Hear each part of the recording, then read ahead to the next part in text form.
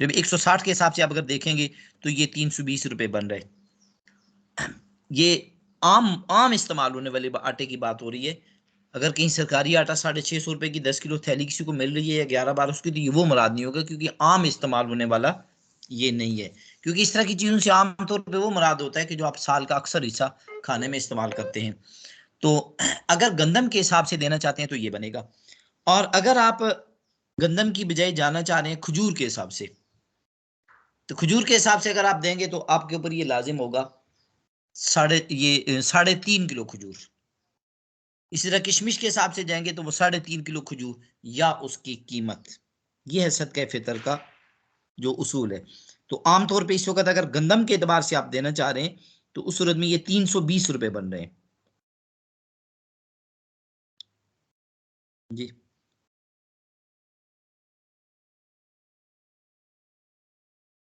कोई और सवाल?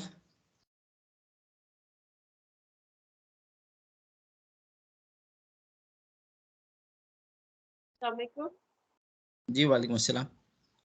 अगर मुफ्ती साहब मियाँ बीवी दोनों जो हैं वो साहिब निसाब हैं और जो हस्बैंड जो है वो दे देते हैं बीवी की तरफ से, तो हो जाएगा ना?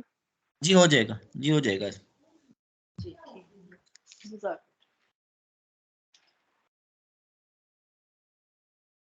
अच्छा, इजाजत लेना या इत्तला करना जरूरी है क्या? जिस आदमी के ऊपर, जिस आदमी का सदका फितर आप पे लाजिम नहीं है, आप उसका सदका फितर देते देते हुए उसको इतला कर दें कि आप अदा कर रहे हैं, फिर वो।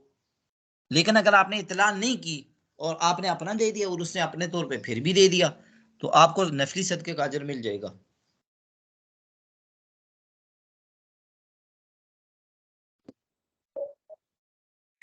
मतलब जैसे बाज औकात बीवियों को नॉलेज नहीं होती है और फिर हस्बैंड भी अगर उनके बिहाफ पे कर देते हैं और बताते नहीं है, तो फिर ये अदा हो जाएगा ये? जी अदा हो जाएगा। हमारे मुआशरे में उर्फ उर्फ देखें क्या चीज़ है उर्फ। उर्फ का मतलब है आम रूटीन क्या चल रही है। उर्फ हमारा यही चल रहा है कि खामंद ही सदका फितर अदा करते हैं। तो औरतों को पता होता है कि ये सदका फितर मेरा भी जो है वो खामंद ही अदा करेंगे।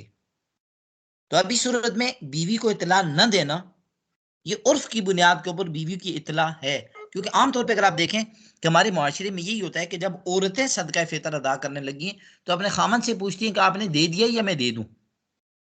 यहाँ औरत इतला कर रही होती है, इजाजत दे रही होती है। इजाजत, इससे पता ये चलता है कि हमारा ये जो उर्फ चल रहा है, आम मुआशरे में जो रूटीन चल रही है, उसमें औरतों को ये मालूम होता है कि खामद ही सदका फितर अदा करते हैं, तो लिहाजा अदा हो जाएगा।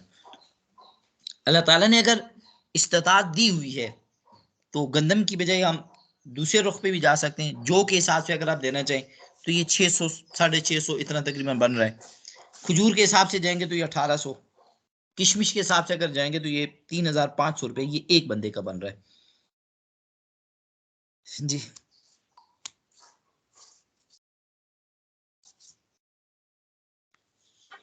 अच्छा, जैसे ज़कात के हवाले से पूछना था कि एक इंसान के हवाले से हम एक अंदाजा लगा सकते हैं। अब हमारे मतलब रेंज में नहीं है कि हम पूरी उसके बारे में मालूमात ले सकें, तो फिर क्या हम उसको ज़कात दे सकते हैं?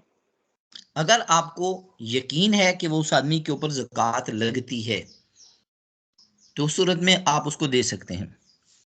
अब यकीन कैसे होगा? आप उससे पूछ सकते हैं कि आपकी मिल्कियत में इस तरह की कोई चीज या ऐसी, या आपके इल्म में है कि इस आदमी के पास कुछ चीजें हैं तो सही, लेकिन ये बंदा कर्ज के नीचे है, बहुत एक बड़े कर्ज के नीचे आ गए। अब यहां पे भी आप दे सकते हैं उसको।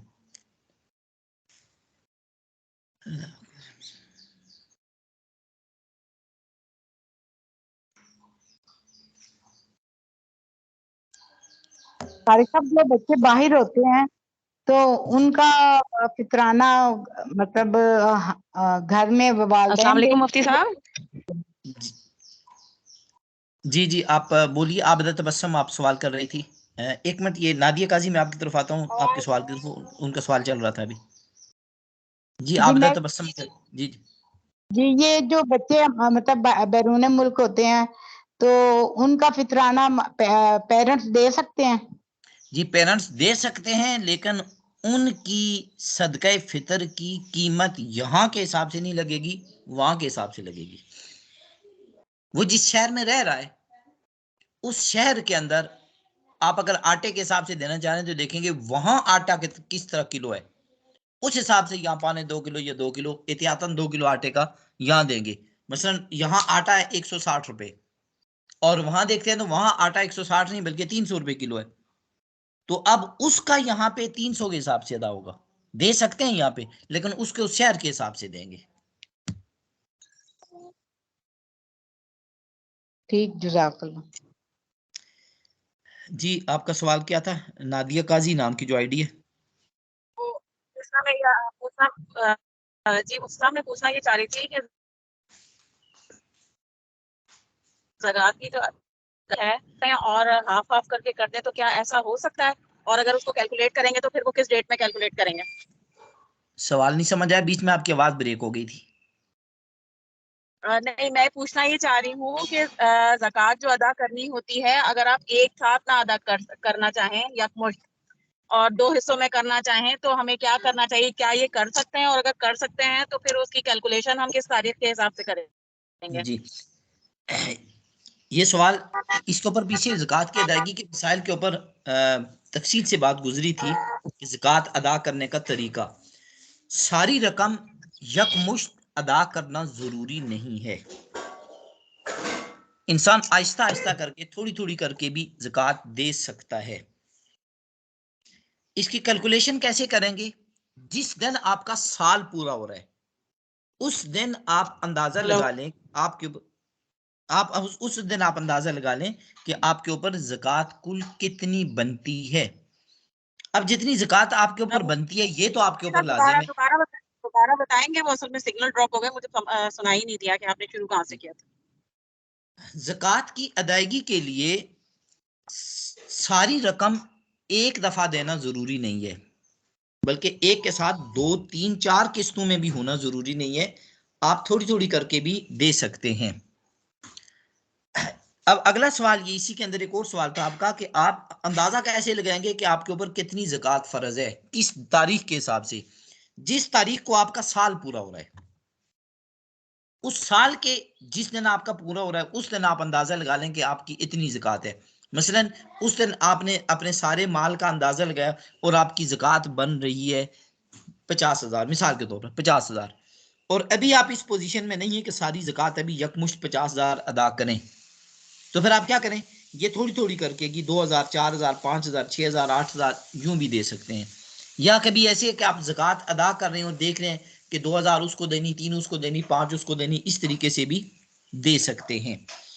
इसमें बल्कि एक आसान तरीका बताया भी था, ये गुज़श्ता साल भी जिक्र हुआ था और इस साल भी, कि आम तौर पे आप अपने कुछ रिश्तेदारों के आना जाना रहता है जो गरीब होते हैं या वो आपके आते जाते रहते हैं, तो कभी ऐसे होता है कि इन गरीब रिश्तेदारों को आप कोई ना कोई चीज लेके देते हैं, कपड़े लेके दे दिए, जूते लेके दे दिए, नकदी उसके हाथ में पकड़ा दी, या आप उनके घर गए तो कोई फल फ्रूट या खाने पीने की चीजें कोई लेके चले गए।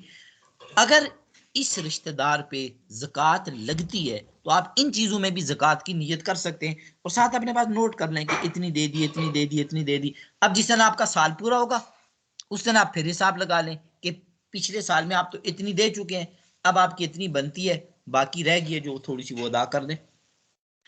तो पूरी बात का खुलासा ये कि आप हिसाब उस दिन का हिसाब से लगाएंगे, उस डेट पे लगाएंगे जिस डेट पे आपका साल पूरा होता है, और अदायगी सारी आपकी यकमुश्त होना जरूरी नहीं है, वक्फे वक्फे से भी कर सकते हैं।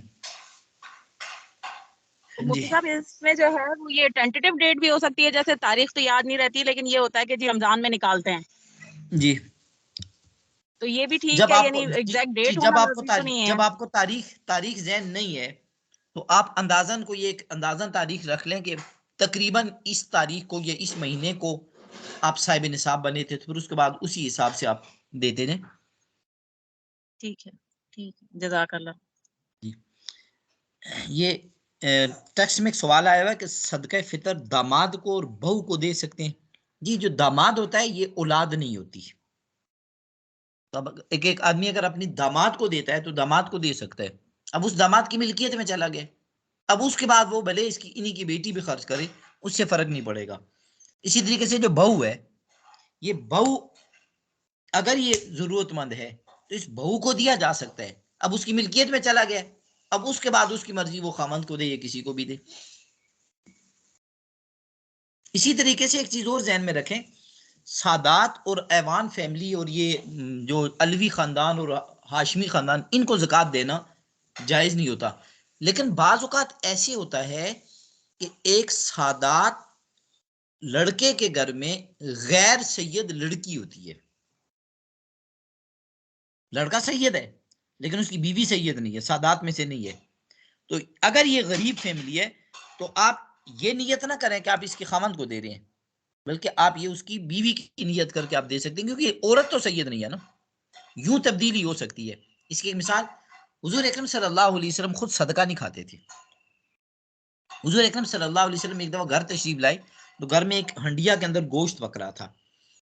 हुजूर अकरम सल्लल्लाहु अलैहि वसल्लम के सामने जब खाना लाया गया तो वो गोश्त नहीं था, दूसरा कोई सालन या कोई और चीज दी गई। तो हुजूर सल्लल्लाहु अलैहि वसल्लम ने फरमाया कि हंडिया में गोश्त नहीं पक रहा था। तो हुजूर सल्लल्लाहु अलैहि वसल्लम ने फरमाया, अल्लाह के रसूल वो सदके का गोश्त था, आप सदका नहीं खाते। वो किसी ने बरीरा को सदका किया था। बरीरा हुजूर अकरम सल्लल्लाहु अलैहि वसल्लम के घर में हजरत आयशा की लोंडी थी। किसी ने बरीरा को सदका किया था और आप सदका नहीं कहते। हुजूर सल्लल्लाहु अलैहि वसल्लम ने फरमाया, बरीरा के लिए तो सदका था ना, हमारे लिए हदिया है। यानी किसी आदमी ने बरीरा को दे दिया, तो बरीरा के पास आया तो बरीरा को तो उसने सदका दिया, लेकिन बरीरा की मिल्कियत में जब आ गया अब उसकी हैसियत बदल गई। वो अगर हमें हदिया करना चाहे, तोहफा करना चाहे तो वो कर सकती है। अब ये एक हदीस ये बता रही है कि मिल्कियत के बदलने से चीज की का हुक्म और हैसियत बदल जाती है। तो अब इस बुनियाद पे हम इस तरीके से बहू और दामाद को इस बुनियाद पे दे सकते हैं। इसी तरीके से सैयद खानदान के अंदर गैर सैयद लड़की अगर निकाह करके गई हुई है तो उस सूरत में वहां पे भी दे सकते हैं। जी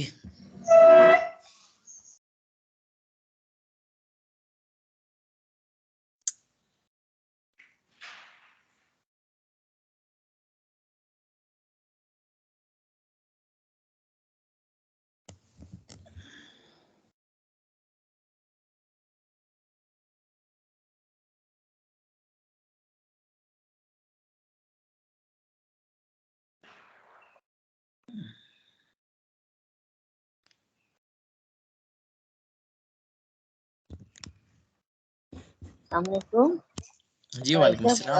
आटा 120 kg आ रहा है आजकल यहाँ, तो उसी हिसाब से लगाएंगे, 180 से लगाएंगे। सवाल नहीं समझ आया। आटे की कीमत आजकल 120 kg के हिसाब से आ रही है। 180 हमारी मालूमात के आप मुताबिक जो बताएं। आटा जो आम इस्तेमाल हो रहा है वो 150 160 के करीब आ रहा है।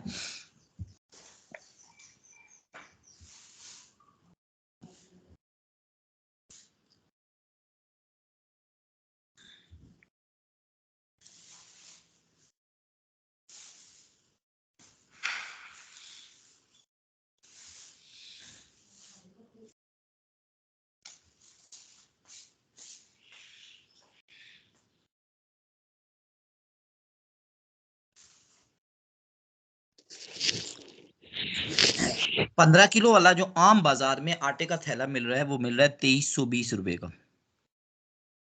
अभी मैंने कैलकुलेट